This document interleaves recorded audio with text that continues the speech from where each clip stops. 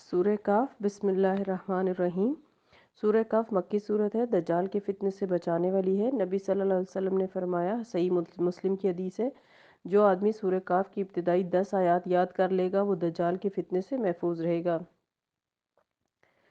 صحیح ترغیب و ترہیب کی حدیث میں آتا ہے، نبی صلی اللہ علیہ وسلم نے فرمایا، جو شخص جمعے کے دن سورہ کاف پڑھتا ہے 2 جمعوں کے درمیان اس کے لیے نور روشن ہو جاتا ہے۔ تو جو شخص یہ چاہتا ہو کہ اللہ تعالیٰ اس کو زندگی کے تمام معاملات میں فیصلہ کرنے کے لیے، راہ دکھانے کے لیے روشنی عطا کریں تو انہیں ہر جمعے یہ سورہ پڑھنے کی پابندی کرنی چاہیے۔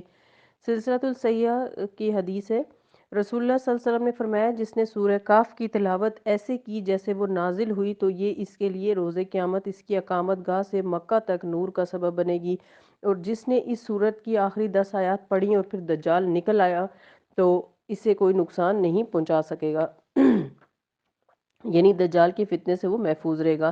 تو ان 10 آیات کو بھی زبانی یاد کر لیا جائے، یعنی پہلی 10 آیات کو اور آخری 10 آیات کو، اور انہیں کسی نہ کسی نماز میں پڑھ لیں تاکہ بھولے نہیں۔ یہ بہت خوبصورت صورت ہے، اس میں 4 فتنوں کا ذکر کیا گیا ہے، 4 واقعات کے ذریعے سے ہمیں سمجھایا گیا ہے۔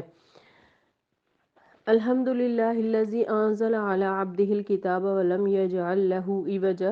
الحمدللہ، سب تعریف اللہ تعالیٰ کے لیے۔ کس بات پہ تعریف؟ الذی انزل علی عبدہ الکتاب، کہ وہ جس نے اپنے بندے پر کتاب نازل کی، یعنی قرآن مجید کے بھیجے جانے پر اللہ رب العزت کی تعریف اور بہت زیادہ شکر۔ ولم یجعل لہ عوجا، اور اس میں کوئی ٹیڑھ نہ رکھی، کوئی ایسی بات نہیں جو انسان کو سمجھ نہ آئے یا حق سے ہٹی ہوئی ہو یا زیادتی یا ظلم والی ہو۔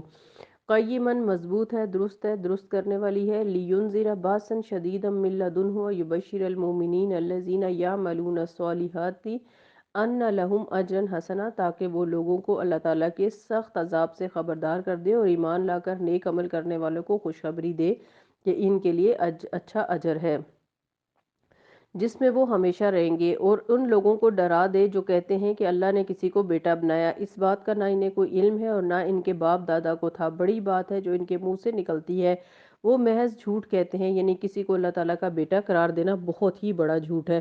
فَلَعَلَّكَ بَاخِعٌ نَفْسَكَ عَلَىٰ آثَارِهِمْ إِن لَّمْ يُؤْمِنُوا بِهَٰذَا الْحَدِيثِ أَسَفًا۔ اچھا تو اے محمد صلی اللہ علیہ وسلم، شاید آپ صلی اللہ علیہ وسلم ان کے پیچھے غم کے مارے اپنی جان کھو دینے والے ہیں اگر یہ اس تعلیم پر ایمان نہ لائیں۔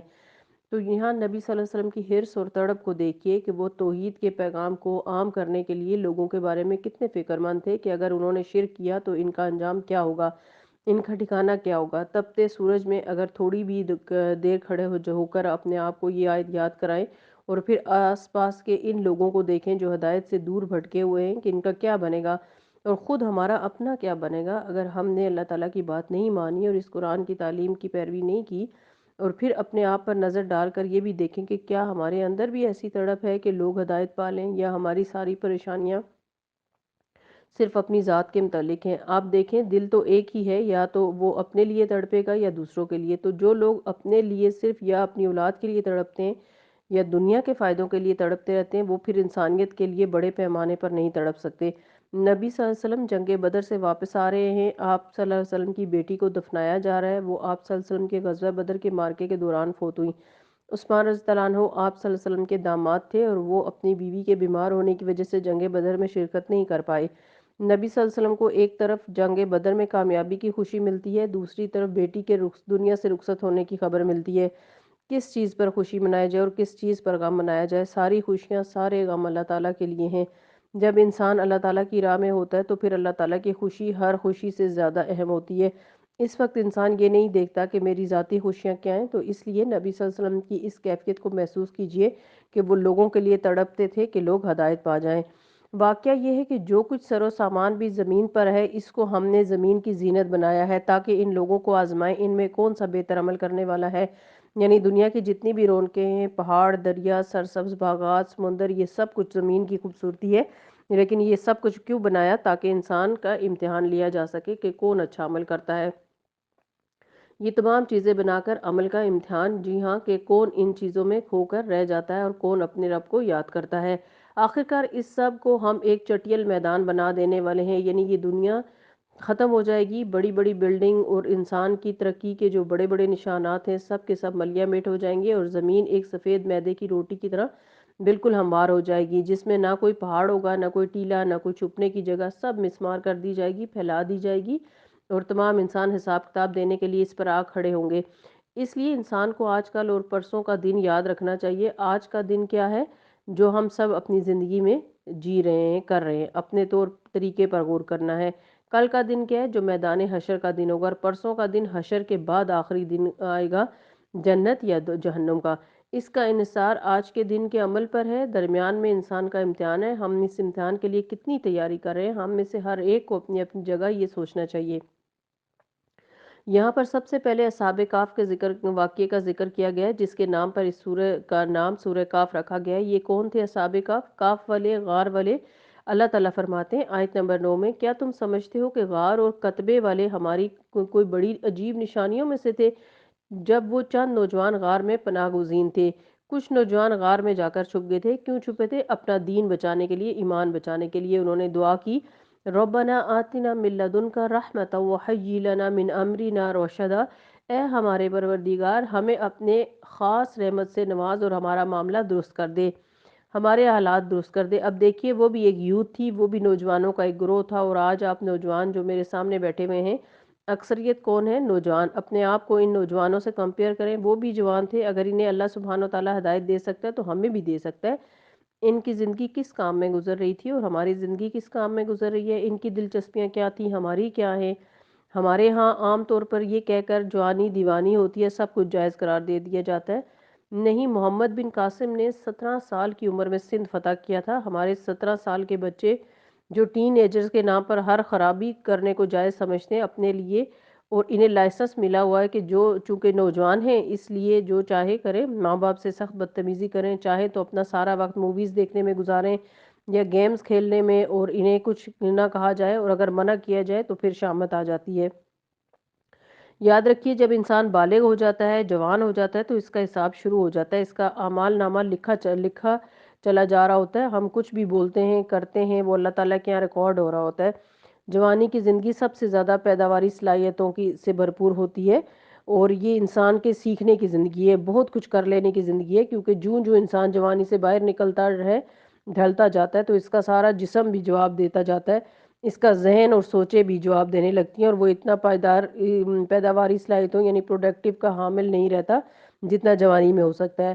آپ سب اپنے ایک ایک دن کو بہت سوچ سمجھ کر گزاریں، اپنے دنوں کو بھی اور اپنی راتوں کو بھی، کیونکہ آج کے دور میں ایک بہت بڑا فتنہ جو نوجوانوں کے لیے راتوں کو جاگنا ہے، جس کی وجہ سے پھر کیا ہوتا ہے کہ جب رات کو جاگتے ہیں تو اس کا نقصان یہ ہوتا ہے کہ دن کو پڑے سوتے رہتے ہیں، اور جب دن کو سوتے ہیں تو اس کا کیا نقصان ہوتا ہے کہ ہماری سوشل زندگی ختم ہو جاتی ہے، ہمارے آس پاس کے لوگوں سے ہمارا کوئی تعلق واسطہ نہیں رہتا۔ رات کو جاگتے ہیں تو پوری دنیا سے ہم رابطہ کرتے ہیں، لیکن اپنے گھر والوں سے کوئی قریبی تعلق نہیں ہوتا۔ اسلام ہمیں کیا سکھاتا ہے کہ ہمیں ہمارے حسن سلوک کے حقدار کون ہیں؟ ہمارے قریب ترین لوگ۔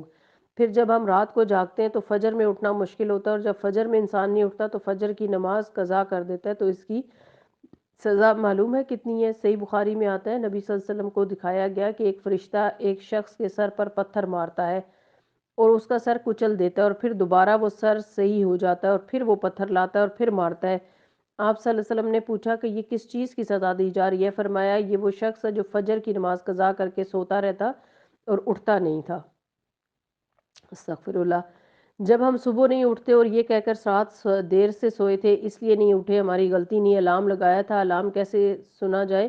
جب آپ گہری نیند میں چلے جائیں گے تو سارے حواس بند پڑے ہوں گے، تو اصل خرابی تو دیکھیے کہ رات کو دیر سے سونے میں ہے نا۔ پھر آپ دیکھیں کہ جب ہم رات کو دیر سے سوتے ہیں تو بعض دفعہ ہمیں کام سے جانا پڑتا ہے، اسکول جانا پڑتا ہے، جاب پہ جانا پڑتا ہے، اور جب جاب پہ جاتے ہیں تو ہم وہاں کیا ہوتا ہے، پورا حق نہیں ادا کر سکتے، نیند پر کمپرومائز کرتے ہیں، اور جب نیند پر کمپرومائز کرتے ہیں تو پھر ہماری صحت بھی برباد ہو چکی ہوتی ہے، پوری دلچسپی سے پھر ہم کام نہیں کر سکتے ایکٹیولی۔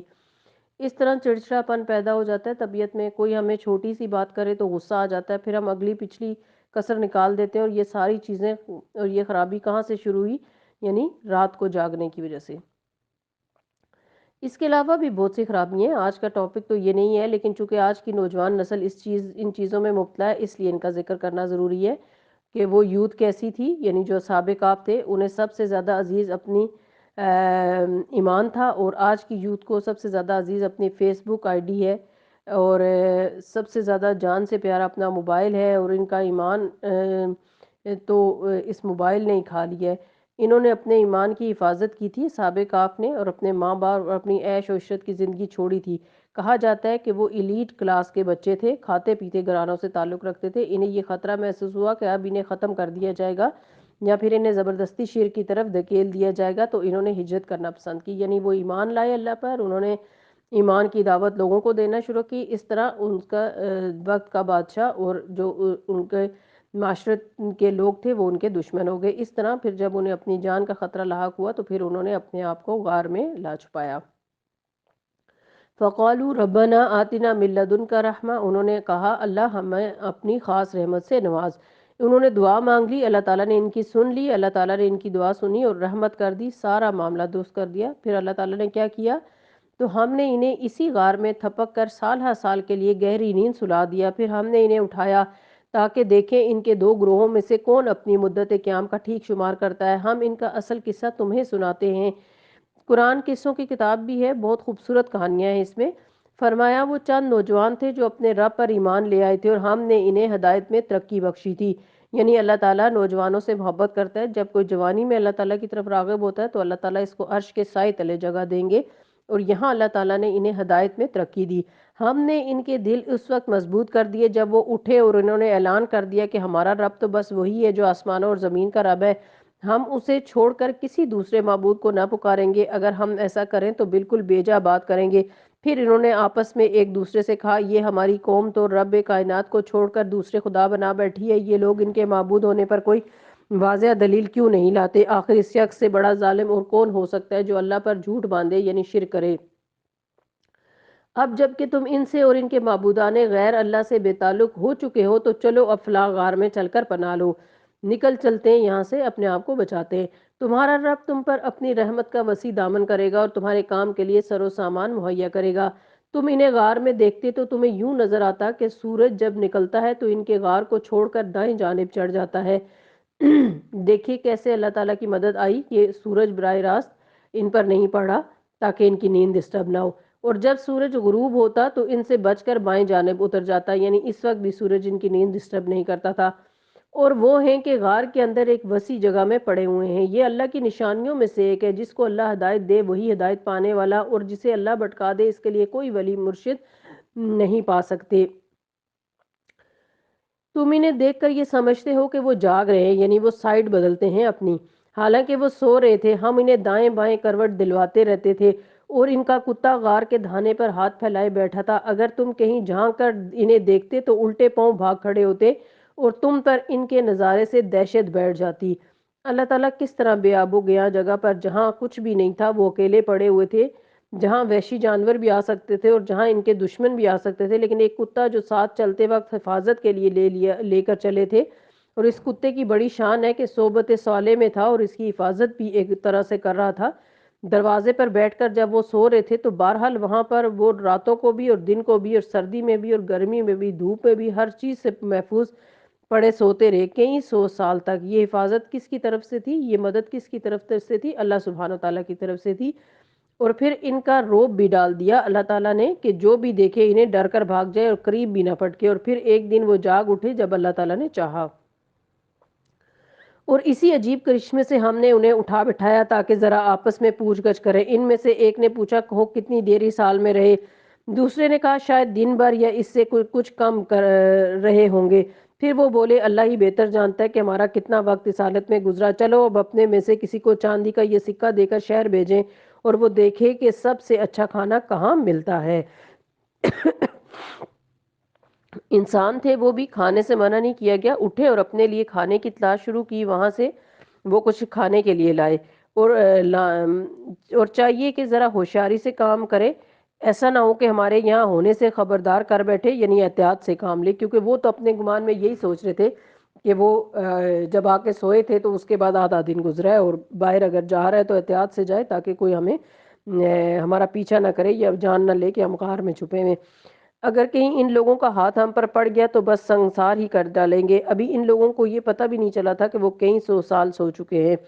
یا پھر زبردستی ہمیں اپنی ملت میں واپس لے جائیں گے، اور ایسا ہوا تو ہم کبھی فلاح نہ پا سکیں گے۔ اس طرح ہم نے اہل شہر کو ان کے حال پر مطلع کیا تاکہ لوگ جان لیں کہ اللہ کا وعدہ سچا ہے اور یہ قیامت کی گھڑی بے شک آ کر رہے گی۔ مگر ذرا غور کرو کہ جب سوچنے کی اصل بات یہ تھی کہ اس وقت وہ آپس میں اس بات پر جھگڑ رہے تھے کہ ان اصحاب کہف کے ساتھ کیا معاملہ کیا جائے۔ کچھ لوگوں نے کہا کہ ان پر ایک دیوار چن دو، ان کا رب ہی ان کا معاملے کو بہتر جانتا ہے۔ مگر جو لوگ ان کے معاملات پر غالب تھے انہوں نے کہا کہ ہم تو ان پر ایک عبادت گاہ بنائیں گے۔ کچھ لوگ کہیں گے کہ وہ 3 تھے اور چوتھا ان کا کتا تھا، اور کچھ دوسرے کہیں گے کہ وہ 5 تھے اور چھٹا ان کا کتا تھا۔ یہ سب بے تکی ہانکتے ہیں۔ کچھ اور لوگ کہتے ہیں کہ 7 تھے اور 8واں ان کا کتا تھا۔ کہو میرا رب ہی بہتر جانتا ہے کہ وہ کتنے تھے۔ اللہ تعالیٰ نے تعداد تو بتائی ہی نہیں، کیوں؟ تاکہ لوگ اصل سبق پر توجہ رکھیں، کہانی کو کہیں اس انداز میں نہ لے لیں کہ کتنے تھے، کتنے بجے نکلے، کتنے بجے سوئے اور کتنے بجے اٹھے اور کیا تاریخ تھی۔ ان چیزوں میں نہ پڑھیں، سیکھنے کی بات جو ہے وہ سیکھی جائے۔ اور یہاں سے فرمایا کہ کم ہی لوگ ان کی صحیح تعداد جانتے ہیں، بس تم سرسری بات سے بڑھ کر ان کی تعداد کے معاملے میں لوگوں سے بحث نہ کرو اور نہ ان کے متعلق کسی سے کچھ پوچھو، کیونکہ اگر تمہیں تعداد پتہ چل بھی جائے تو اس سے کوئی خاص فائدہ نہیں ہوگا۔ اس لیے کہتے ہیں اللہم انی اعوذ بک من علم لا ینفع، اللہ مجھے ایسے علم سے بچا جو فائدہ نہ دے۔ اور دیکھو کسی چیز کے بارے میں کبھی یہ نہ کہا کرو کہ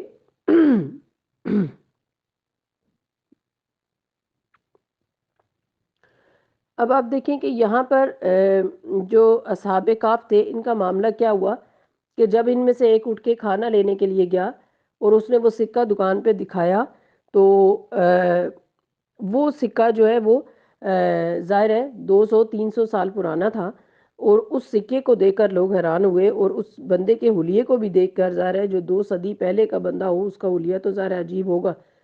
تو اس طرح لوگوں نے اس کا پیچھا کیا، اور وہ کہا جاتا ہے، روایات میں آتا ہے کہ واپس آ کے غار میں جب پہنچا اور اس نے بتایا کہ ہمیں تو اتنا عرصہ ہو گیا سوئے ہوئے، اور اس طرح وہ واپس لیٹا، اور اس طرح وہیں پہ اللہ تعالیٰ نے ان کو فوت کر دیا۔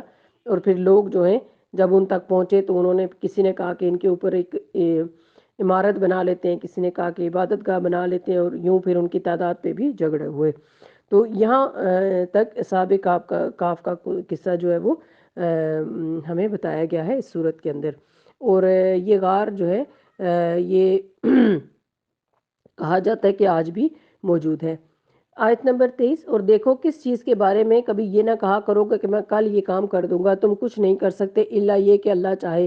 اگر بھولے سے ایسی بات زبان سے نکل جائے تو فوراً اپنے رب کو یاد کرو، کہو کہ امید ہے کہ میرا رب اس معاملے میں رشد سے قریب تر بات کی طرف رہنمائی فرمائے گا۔ تو اللہ سبحانہ و تعالیٰ سے رشد مانگتے رہنا چاہیے، جس طرح اصحاب کہف نے مانگی۔ اور جب بھی زندگی میں کوئی ایسا معاملہ پیش آئے کہ جس میں انسان کو فیصلہ کرنا مشکل ہو، تو 2 چیزیں برابر کی سامنے نظر آ رہی ہوں، پتہ نہ چل رہا ہو کہ کس چیز کو منتخب کیا جائے، تو پھر اللہ تعالیٰ سے دعا کرنی چاہیے اللہم اہدینی وسددنی، اللہم استہدیک لا ارشدی امری واعوذ بک من شر نفسی۔ اے اللہ میں تجھ سے اپنے معاملات میں رشد و ہدایت کا طلبگار ہوں، اور میں اپنے نفس کے شر سے تیری پناہ میں آتا ہوں۔ مسند احمد کی روایت ہے۔ اس کے علاوہ ایک آسان دعا بھی ہے، اللہم الہمنی رشدی واعذنی من شر نفسی۔ اے اللہ میں تجھ سے اپنے معاملات میں رشد و ہدایت کا طلبگار ہوں، میرے معاملات درست کر دے، میری صحیح رہنمائی کر، اور میں اپنے نفس کے شر سے تیری پناہ میں آتا ہوں۔ یعنی بعض اوقات انسان کو یہ پتہ نہیں چلتا کہ یہ خیال نیکی کا ہے یا دل اپنی خواہش کر رہا ہے، یعنی نیکی اور خواہش میں فرق نہیں کر پا رہے ہوتے۔ ہم تو کیسے جانیں گے ہم جو کر رہے ہیں وہ ٹھیک ہے یا نہیں؟ تو اللہم استہدیک لی ارشدی امری واعوذ بک من شر نفسی، اور اللہ ہمیں سیدھی راہ دکھا، میرے نفس کے شر سے مجھے بچا۔ ایک اور اہم ہدایت یہاں دی جا رہی ہے، وہ یہ کہ کسی بات کے بارے میں یہ نہیں کہنا چاہیے کہ میں ضرور کر دوں گا، الا یہ کہ انسان انشاءاللہ کہے، کیونکہ کوئی بھی چیز انسان کے بس میں نہیں، اللہ تعالیٰ ہی کرتا ہے جو کرتا ہے، تو انشاءاللہ کہنا ضروری ہے۔ اور وہ اپنے غار میں 300 سال رہے، اور کچھ لوگ مدت کے شمار میں 9 سال اور بڑھ گئے، تو کہو اللہ ان کے قیام کی مدت زیادہ جانتا ہے، آسمانوں اور زمین کے سب پوشیدہ احوال اسی کو معلوم ہے، کیا خوب وہ دیکھنے والا اور سننے والا ہے۔ زمین و آسمان کی مخلوقات کا کوئی خبرگیر اس کے سوا نہیں، ولا یشرکو فی حکمی احدا، وہ اپنی حکومت میں کسی کو شریک نہیں سمجھتا۔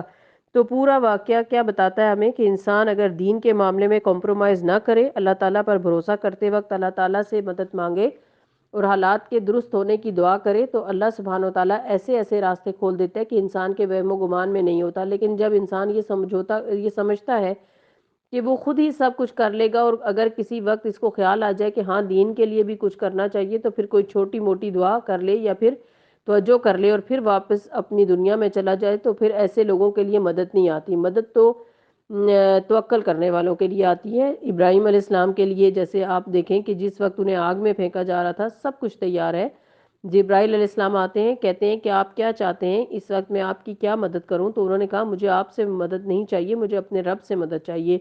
وہ رب کے پاس گئے، واپس آئے اور کہا مجھے اللہ تعالیٰ نے بھیجا ہے کہ میں آپ سے پوچھوں کہ آپ کیا چاہتے ہیں۔ کہا کہ اس نے تمہیں بھیجا ہے، وہ تم سے زیادہ جانتا ہے کہ مجھے کیا کرنا چاہیے، یعنی مجھے کیا چاہیے، کون سی مدد چاہیے آپ سے۔ یعنی جبرائیل علیہ السلام پر بھی بھروسہ نہیں کیا، جبرائیل علیہ السلام پر بھی توکل نہیں کیا، اللہ تعالیٰ سے مانگا، اور کیا ہوا کہ انہیں حقیقت میں آگ میں پھینک دیا گیا۔ تو اللہ تعالیٰ چونکہ جانتا تھا حالات، اللہ تعالیٰ نے فرمایا قلنا یا نارو کونی بردم و سلامن علی ابراہیم، اس طرح ابراہیم علیہ السلام کو اللہ تعالیٰ نے آگ سے نکالا۔ اوپر سے آگ کے الاؤ بھڑک رہے ہیں، ابراہیم علیہ السلام آگ کے اندر ہیں، آگ میں پھینکنے والوں کو بھی نہیں پتا اندر کیا ہو رہا ہے، اللہ تعالیٰ کے کنٹرول میں ہے آگ۔ اللہ تعالیٰ نے حکم دیا آگ کو ٹھنڈی ہو جا، سلامتی والی بن جا۔ ابراہیم علیہ السلام کو کچھ نہیں کرنا پڑا، ایک بال بی کا نہ کرنا، اور وہ جب تک اللہ تعالیٰ نے چاہا اس کے اندر ہی رہے، یہ نہیں کہ اندر ڈبکی لگا کر باہر نکال لیے گئے تھے فوراً، ایسا نہیں ہوا، وہاں وہ آگ کے اندر رہے اور آگ ٹھنڈی ہو گئی اور باغ بن گئی اور سلامتی والی بن گئی، تو وہ اس میں انجوائے کر رہے ہوں گے۔ بعض اوقات ظاہری حالات نہیں بدلتے، لیکن انسان کے اپنے اندر کا ایمان اور رب پر بھروسہ اور رب کی مدد اور حالات کی درستگی انسان کے اندر ایسی ٹھنڈک پیدا کر دیتی ہے کہ باہر گرمی کی تپش اور آگ کی تپش بھی اس کو محسوس نہیں ہوتی۔ اس ایمان کی ضرورت ہے اور اس کے لیے پوری یکسوئی اور توجہ چاہیے اور اللہ تعالیٰ پر بھروسہ چاہیے، اللہ تعالیٰ ہی کو اپنا سب کچھ سمجھنے کی ضرورت ہے۔ تو نوجوان نسل کے لیے کیا پیغام ہے کہ وہ وقتی خواہشات سے نکلیں اور اپنی زندگی کا مقصد بنائیں، غیر ضروری چیزوں کو چھوڑیں اور اہم ترین چیزوں کی طرف متوجہ ہوں، ہر حال میں اپنے ایمان کی فکر کریں، ماں باپ کو یا معاشرے کو ذمہ دار ٹھہرا کر اپنے فرائض سے سبکدوش نہ ہوں، اپنی فکر خود کریں، اپنی ذمہ داری لیں، ذمہ دار بنیں، آپ کا حساب ہوگا، آپ کو اللہ کو جواب دینا ہے، اس کی تیاری کریں اور راتوں کو جلدی سوئیں، صبح جلدی اٹھیں، اللہ نے صبح کے وقت میں برکت رکھی ہے، اس وقت سے بھرپور فائدہ اٹھائیں، اور خاص طور پر جو لوگ قرآن پڑھ رہے ہیں وہ اس پڑھنے کا حق ادا کریں۔ اے نبی صلی اللہ علیہ وسلم، آپ کے رب کی کتاب میں جو کچھ آپ پر وحی کیا گیا ہے اسے جوں کا توں سنا دو، کوئی اس کے فرمودات کو بدل دینے کا مجاز نہیں، اور اگر تم کسی کی خاطر اس میں رد و بدل کرو گے تو اللہ سے بچ کر بھاگنے کے لیے کوئی جائے پناہ نہ پاؤ گے، اور اپنے دل کو ان لوگوں کی معیت پر مطمئن کرو جو اپنے رب کی رضا کے طلبگار بن کر صبح و شام اسے پکارتے ہیں، اور ان سے ہرگز نگاہ نہ پھیرو۔ کیا تم دنیا کی زینت پسند کرتے ہو؟ جو لوگ اللہ تعالیٰ کے دین میں آگے ہیں ان سے اپنا تعلق مضبوط کرو، نہ کہ جو دنیا میں آگے ہیں، کیونکہ دنیا والوں سے دوستی کر کے ان کے پیچھے جانے کا مطلب کیا ہے کہ تم دنیا سے محبت رکھتے ہو۔ جو اللہ تعالیٰ سے محبت رکھتا ہے وہ اللہ والوں کے پیچھے جائے گا، ان کے ساتھ رہے گا۔ کسی ایسے شخص کی اطاعت نہ کرو جس کے دل کو ہم نے اپنی یاد سے غافل کر دیا اور جس نے اپنے خواہش نفس کی پیروی اختیار کر لی اور جس کا طریقہ کار افراط و تفریط پر مبنی ہے۔ وَلَا تَعْدُ عَيْنَكَ عَنْهُمْ، اور ان سے نگاہ ہرگز نہ پھیرو۔ یہ کس کو کہا جا رہا ہے؟ نبی صلی اللہ علیہ وسلم کو، کہ کسی عام انسان کو نہیں۔ اگر آپ صلی اللہ علیہ وسلم کو ایسی کمپنی، ایسی صحبت اختیار کرنے کو کہا جا رہا ہے تو ہمارے لیے پھر کیا حکم ہے کہ ہم جس کو چاہیں مرضی دوست بنا لیں۔ ترید زینت الحیات دنیا، کیا تم دنیا کی زینت پسند کرتے ہو؟ ولا تطع من اغفلنا قلبه عن ذکرنا واتبع هواه وکان امره فرطا، کسی ایسے شخص کی اطاعت نہ کرو جس کے دل کو ہم نے اپنی یاد سے غافل کر دیا اور جس نے اپنے خواہش نفس کی پیروی اختیار کر لی جس کا طریقہ کار افراط و تفریط پر مبنی ہے۔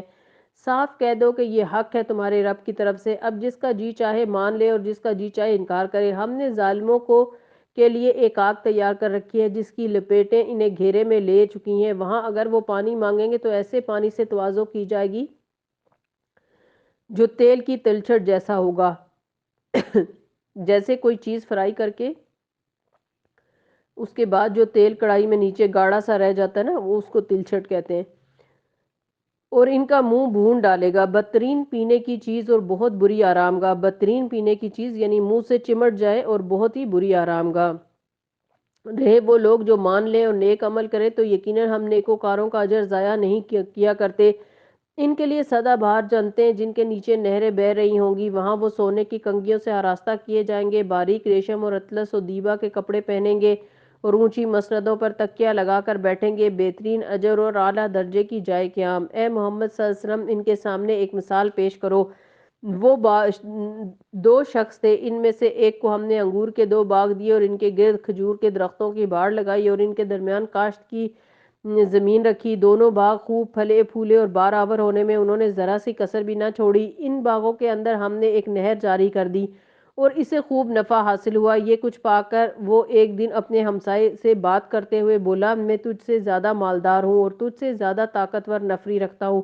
پھر وہ اپنی جنت یعنی باغ میں داخل ہوا اور اپنے نفس کے حق میں ظالم بن کر کہنے لگا، میں نہیں سمجھتا کہ یہ دولت کبھی فنا ہو جائے گی اور مجھے توقع نہیں کہ قیامت کی گھڑی کبھی آئے گی۔ تاہم مجھے اپنے رب کے حضور پلٹایا بھی گیا تو ضرور اس سے بھی زیادہ شاندار جگہ پاؤں گا۔ بڑی خوش فہمی میں مبتلا تھا کہ دنیا میں ملا ہے تو آخرت میں بھی مجھے ضرور ملے گا۔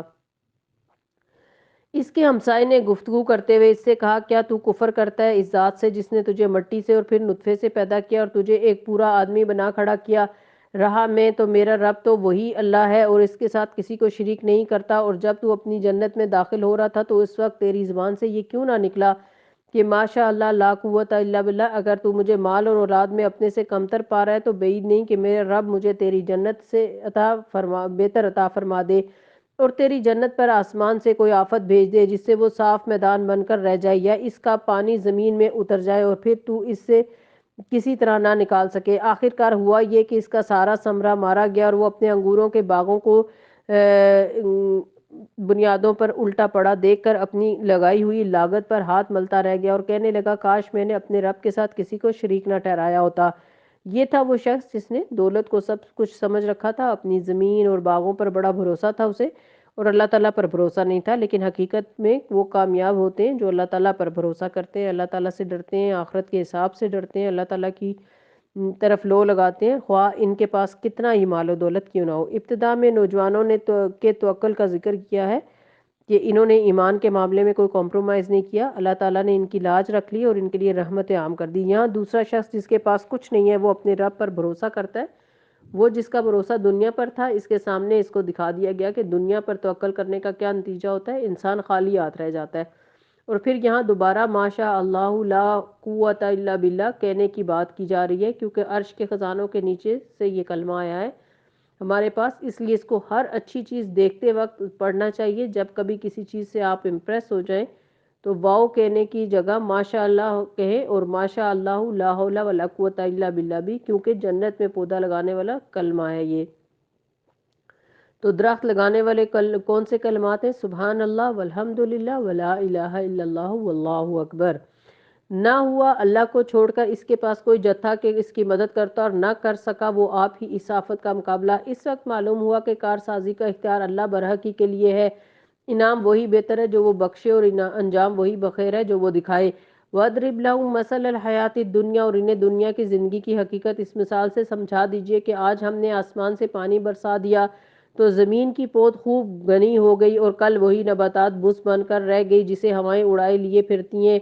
اللہ ہر چیز پر قدرت رکھتا ہے۔ یہ مال اور اولاد محض دنیاوی زندگی کی ایک ہنگامی آرائش ہے، اصل میں تو باقی رہ جانے والی نیکیاں ہی تیرے رب کے نزدیک نتیجے کے لحاظ سے بہتر ہیں اور انہی سے اچھی امیدیں وابستہ کی جا سکتی ہیں۔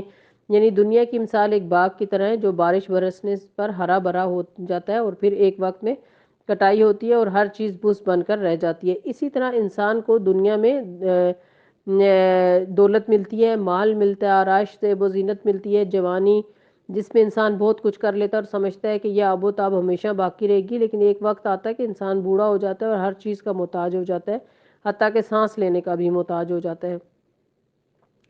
فکر اس دن کی ہونی چاہیے جب کہ ہم پہاڑوں کو چلائیں گے اور تم زمین کو بالکل بھرا نہ پاؤ گے اور ہم تمام انسانوں کو اس طرح گھیر کر جمع کریں گے کہ اگلوں پچھلوں میں سے ایک بھی نہ چھوٹے گا اور سب کے سب تمہارے رب کے حضور صف در صف پیش کیے جائیں گے۔ مرنے کے بعد بھی انسان آگے جاتا ہے اللہ تعالیٰ کے سامنے کھڑے ہونے کے لیے قیامت کے دن۔ دیکھ لو آ گئے نہ تم ہمارے پاس اسی طرح جیسا ہم نے تم کو پہلی بار پیدا کیا تھا۔ تم نے تو یہ سمجھا تھا کہ ہم نے تمہارے لیے کوئی وعدے کا وقت مقرر نہیں کیا اور نامہ اعمال سامنے رکھ دیا جائے گا۔ اس وقت تم دیکھو گے کہ مجرم لوگ اپنی کتاب کے اندراج سے ڈر رہے ہوں گے اور کہہ رہے ہوں گے ہائے ہماری کمبختی، یہ کیسی کتاب ہے کہ ہماری چھوٹی بڑی حرکت ایسی نہیں رہی جو اس میں درج نہ ہوگی۔ سامنے کیے ہوئے کام اور چھپ کر کیے ہوئے کام سارے جو ہے نا اس میں لکھے ہوں گے۔ جو کچھ انہوں نے کیا تھا وہ سب اپنے سامنے حاضر پائیں گے اور تیرا رب کسی پر ذرا ظلم نہ کرے گا۔ یاد کرو جب ہم نے فرشتوں سے کہا کہ آدم کو سجدہ کرو تو انہوں نے سجدہ کیا مگر ابلیس نے نہ کیا، وہ جنوں میں سے تھا، اس لیے اپنے رب کے حکم کی اطاعت سے نکل گیا۔ اب کیا تم مجھے چھوڑ کر اس کو اور اس کی ذریت کو اپنا سرپرست بناتے ہو؟ اللہ ہم سے پوچھ رہا ہے کہ میں نے سارے انعامات تم پر کیے اور تم مجھے بھول جاتے ہو اور شیطانوں کی باتوں میں آ جاتے ہو، حالانکہ وہ تمہارا دشمن ہے، حالانکہ تمہارے دشمن ہے۔ وہ بڑا ہی برا بدل ہے جس سے ظالم لوگ اختیار کر رہے ہیں۔ میں نے آسمانوں اور زمین پیدا کرتے وقت اس کو نہیں بلایا تھا اور نہ خود اس کی اپنی تخلیق میں انہیں شریک کیا تھا۔ میرا یہ کام نہیں ہے کہ گمراہ کرنے والوں کو اپنا مددگار بنایا کروں۔ پھر کیا کریں گے یہ لوگ اس روز جب کہ ان کا رب ان سے کہے گا پکارو ان ہستیوں کو جنہیں تم میرا شریک سمجھ بیٹھے تھے۔ یہ ان کو پکاریں گے مگر وہ ان کی مدد کو نہ آئیں گے اور ہم ان کے درمیان ایک ہی ہلاکت کا گڑھا مشترک کر دیں گے۔ سارے مجرم اس روز آگ دیکھیں گے اور سمجھ لیں گے کہ اب انہیں اس میں گرنا ہے اور وہ اس سے بچنے کے لیے کوئی جائے پناہ نہ پائیں گے۔ جتنے بھی غلط کار لوگ ہیں وہ آگ کو دیکھ کر سمجھ جائیں گے کہ اس میں گرنا ہے اور اب یہی ان کا گھر ہے اور ان کا ٹھکانہ ہے اور وہ اس سے بچنے کے لیے کوئی جائے پناہ نہ پائیں گے۔ وَلَقَدْ صَرَّفْنَا فِي هَذَا الْقُرْآنِ لِلنَّاسِ مِنْ كُلِّ مَثَلٍ وَكَانَ الْإِنسَانُ أَكْثَرَ شَيْءٍ جَدَلًا۔ ہم نے اس قرآن میں لوگوں کو طرح طرح سے سمجھایا مگر انسان بڑا ہی جھگڑالو واقع ہوا ہے۔ ان کے سامنے جب ہدایت آئی تو اسے ماننے اور اپنے رب کے حضور معافی چاہنے سے آخر ان کو کس چیز نے روک دیا؟ اس کے سوا اور کچھ نہیں کہ وہ منتظر ہیں کہ ان کے ساتھ بھی وہی کچھ ہو جو پچھلی قوموں کے ساتھ ہو چکا، یا پھر کہ وہ عذاب کو سامنے آتے دیکھ لیں۔ رسولوں کو ہم اس کام کے سوا اور کسی غرض کے لیے نہیں بھیجتے تھے کہ وہ بشارت اور تنبیہ کی خدمت انجام دے دیں، مگر کافروں کا حال یہ ہے کہ وہ باطل کے ہتھیار لے کر حق کو نیچا دکھانے کی کوشش کرتے ہیں اور انہوں نے میری آیات کو اور ان تنبیہات کو جو انہیں کی گئی تھی مذاق بنا لیا۔ اور اس شخص سے بڑھ کر ظالم اور کون ہے جس سے اس کے رب کی آیات سنا کر نصیحت کی جائے اور وہ ان سے منہ پھیر لے؟ کسی کی نصیحت سننا بڑا مشکل کام ہے اور خاص طور پر اگر وہ اللہ تعالیٰ کی بات ہو تو اور بھی مشکل۔ تو فرمایا کہ ایسا شخص سب سے بڑا ظالم ہے جسے اللہ تعالیٰ کی بات بتائی جائے اور وہ منہ موڑ لے۔ میں نہیں مانتا، تم یہ اپنی نصیحتیں اپنے پاس رکھو اور اس برے انجام کو بھول جائے جس کا سر و سامان اس نے اپنے لیے خود اپنے ہاتھوں کیا۔ جن لوگوں نے یہ روش اختیار کی ان کے دلوں پر ہم نے غلاف چڑھا دیے، یعنی ہم نے دنیا میں انہیں سزا دی اور ان کے دل بند کر دیے۔ جو انہیں قرآن کی بات سمجھنے نہیں دیتے وہ ان کے کانوں میں ہم نے گرانی پیدا کر دی۔ تم انہیں ہدایت کی طرف کتنا ہی بلاؤ وہ اس حالت میں کبھی ہدایت نہ پائیں گے۔ تیرا رب بڑا درگزر کرنے والا اور رحیم ہے، وہ ان کے کرتوتوں پر انہیں پکڑنا چاہتا تو جلدی عذاب بھیج دیتا مگر ان کے لیے وعدے کا ایک وقت مقرر ہے اور اس سے بچ کر بھاگ نکلنے کی یہ کوئی راہ نہ پائیں گے۔ یہ عذاب رسیدہ بستیاں تمہارے سامنے موجود ہیں کیونکہ جتنی بھی بستیوں کی تباہی کا ذکر قرآن مجید میں آتا ہے وہ دراصل آس پاس ہی تھیں، یعنی مکہ میں عربوں کے ہاں معلوم تھیں۔ انہوں نے جب ظلم کیا تو ہم نے انہیں ہلاک کر دیا۔ اہل مکہ کو بتانا مقصود ہے، تم بھی نہیں بچ سکو گے اور ان میں سے ہر ایک کی ہلاکت کے لیے ہم نے وقت مقرر کر رکھا ہے۔ وَإِذْ قَالَ مُوسَىٰ لِفَتَاهُ لَا أَبْرَحُ حَتَّىٰ أَبْلُغَ مَجْمَعَ الْبَحْرَيْنِ أَوْ أَمْضِيَ حُقَبًا۔ ذرا نے ان کو وہ قصہ سناؤ جو موسیٰ علیہ السلام کو پیش آیا تھا جبکہ موسیٰ نے اپنے خادم سے کہا تھا کہ میں اپنا سفر کبھی ختم نہ کروں گا جب تک کہ دونوں دریاؤں کے سنگم پر نہ پہنچ جاؤں۔ اس قصے کا سیاق و سباق کچھ یوں ہے کہ ایک سائل کے جواب میں موسیٰ علیہ السلام نے کہا کہ اس وقت دنیا میں مجھ سے بڑا عالم کوئی نہیں، تو اللہ تعالیٰ کو ان کا یہ جملہ پسند نہیں آیا۔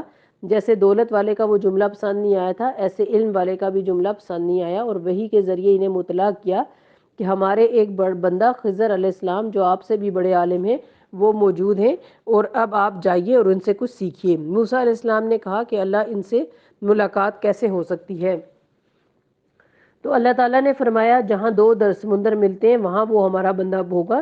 نیز فرمایا مچھلی ساتھ لے جاؤ کہ جہاں مچھلی تمہاری ٹوکری سے نکل کر غائب ہو جائے تو سمجھ لینا کہ یہی مقام ہے۔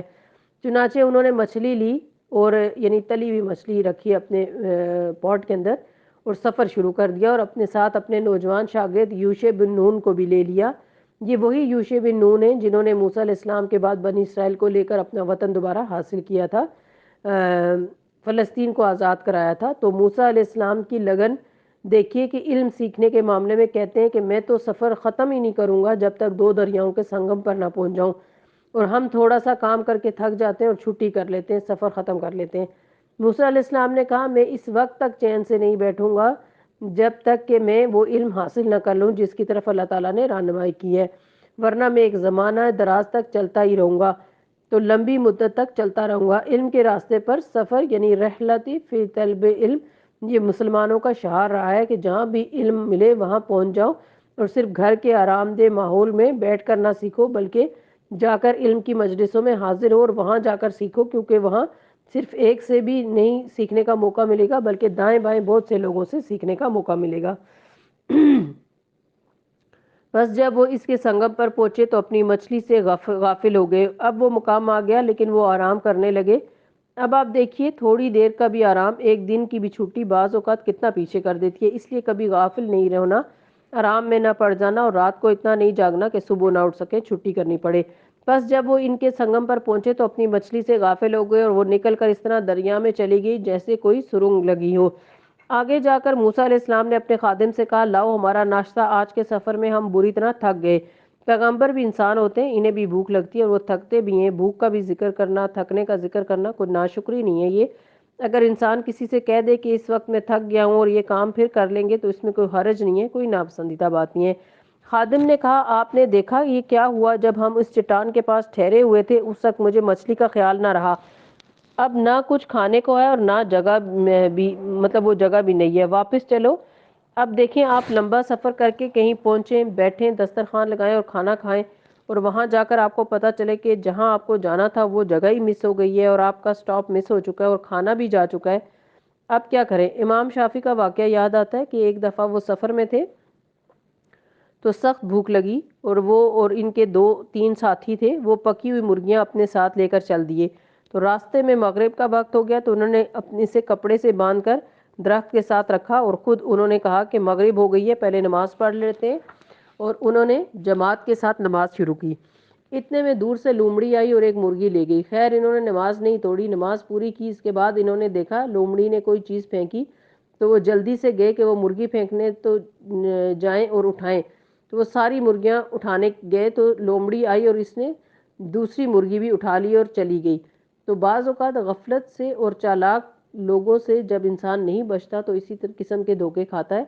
لومڑی چلاکی کی علامت ہے۔ بہرحال کہنے کا مطلب ہے کہ جب میں نے یہ واقعہ سنا تو میرے دل کو کچھ ہو گیا کہ پھر کیا پتا نہیں ان کا سفر، کیونکہ کیا پتا ان کا سفر ہوگا کہ نہیں ہوگا، کیونکہ مغرب ہو گئی، رات ہو گئی، بستی ملی کہ نہیں ملی، کھانا ملا کہ نہیں ملا، اور یہ طالب علم تھے۔ علم کے راستے کی تکلیفیں جب تک انسان نہیں اٹھاتا علم حاصل نہیں ہوتا۔ تو آج سب اپنے ساتھ عہد کریں کہ کچھ بھی ہو چھٹی نہیں کریں گے۔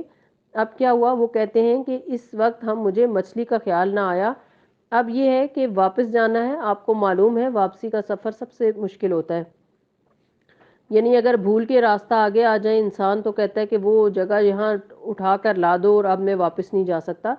بہرحال واپس چل کر جانا اور جس مقصد کے لیے نکلے تھے یہ اصل میں ان کا ٹیسٹ ہوا تھا۔ ہم بڑے بڑے دعوے کرتے ہیں کہ ہم یہ سیکھیں گے اور بہت کچھ کریں گے، بڑے عالم بن جائیں گے، لیکن پہلے ہی امتحان آتا ہے اور ہم ٹھوس ہو کر بیٹھ جاتے ہیں۔